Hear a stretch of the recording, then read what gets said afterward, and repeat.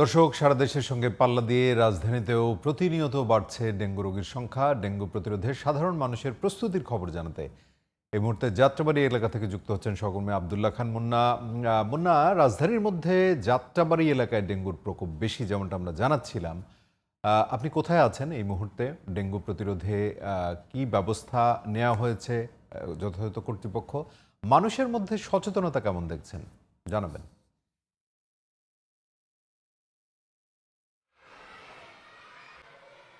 মুন্না, নিশ্চয়ই আপনি শুনতে পাচ্ছেন। আপনি যাত্রাবাড়ির কোথা থেকে যুক্ত হয়েছেন প্রথমে জানাবেন, এবং সেইখানে ডেঙ্গু প্রতিরোধে সচেতনতা বলি আর চিকিৎসা ব্যবস্থাপনার জায়গাটা কেমন? বিজন, আমি এই মুহূর্তে অবস্থান করছি ডেমরা যাত্রাবাড়ি সংযোগ সড়ক। এখানে একটি স্কুল রয়েছে, দ্য লিটল ফ্লাওয়ার। এই এলাকাটি হচ্ছে বিভিন্ন শিক্ষা প্রতিষ্ঠান এই এলাকা জুড়ে রয়েছে। বিশেষ করে আমি যদি বলি, একটু সামনে রয়েছে Shamsul Haque Khan school and college, doctor Mahbubur Rahman Mollah college, Rukeya Hasan college সহ বেশ কয়েকটি কলেজ স্কুল এখানে রয়েছে। তবে সম্প্রতি ডেঙ্গু এবং করোনার কারণে এই এখানকার যারা শিক্ষার্থী রয়েছে, শিক্ষার্থী এবং অভিভাবক এবং শিক্ষকদের মধ্যে কিন্তু একটা চিন্তার বাজ পড়েছে। আমরা এই স্কুলটিতে এসে এখানকার যিনি অধ্যক্ষ আছেন তার সাথে আমার কথা হয়েছে।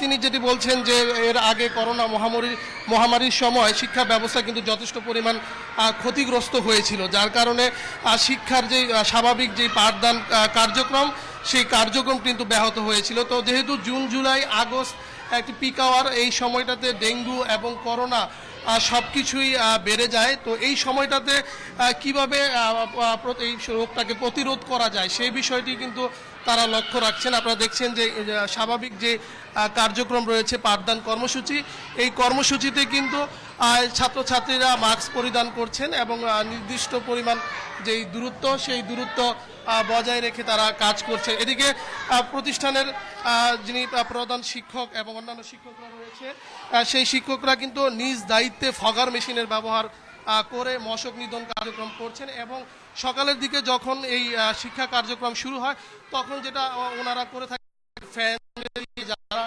এবং দরজা খুলে রাখেন, যাতে রাতে বা মধ্যে কোনো জমে থাকা কোনো মশা বা সেগুলো পরিষ্কারের ব্যবস্থা করে পরবর্তীতে ছাত্রছাত্রীদেরকে কিন্তু এখানে পাঠদানের ব্যবস্থা করে থাকেন এবং তারা পরবর্তীতে এই ক্লাসরুমগুলোতে ঢুকে থাকেন। আমরা একটু আগে দেখেছি যে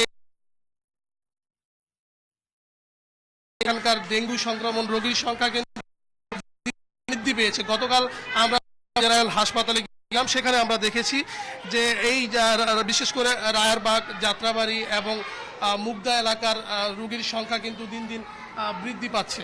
তো এই বিষয়ে কিছুটা শঙ্কা প্রকাশ করেছেন এখানকার যারা গার্জিয়ান রয়েছেন, শিক্ষক রয়েছেন এবং বিশেষ করে যারা ছাত্রছাত্রী রয়েছে, তারাও কিন্তু গভীর বিশেষ করে তাদের নিয়ে বেশ চিন্তা করছে। আপনি জানেন যে 2025-এর এইচএসসি পরীক্ষা কিন্তু চলছে। যারা পরীক্ষার্থী তাদেরকে নিয়েও কিন্তু স্কুলের যারা প্রধান শিক্ষক রয়েছেন এবং গার্জিয়ান রয়েছেন, তারাও কিন্তু বেশ চিন্তিত রয়েছেন। তাই এই সব কিছু মিলিয়ে যদি বলি, সিটি কর্পোরেশন এই এলাকাতে গত এক সপ্তাহ আগে এডিস মশার যে লার্ভা, সেটা নিধনে একটি কার্যক্রম করে গিয়েছেন, কিন্তু তারপর কিন্তু এই সিটি কর্পোরেশনের কোনো কার্যক্রম চোখে পড়েনি।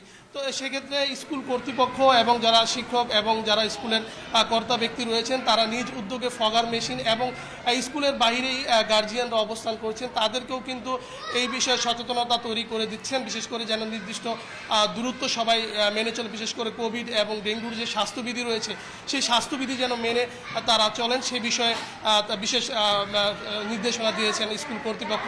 তো বিজন, এই ছিল এখানকার ডেঙ্গু এবং করোনা প্রতিরোধের বিশেষ কার্যক্রম এবং স্কুলের তারা কিভাবে পাঠদান কর্মসূচি পালন করছেন এবং তারা ডেঙ্গু এবং করোনা নিয়ে কী ভাবছেন, সেই বিষয়গুলো আপনাদের সামনে তুলে ধরেছে। না, আপনাকে ধন্যবাদ।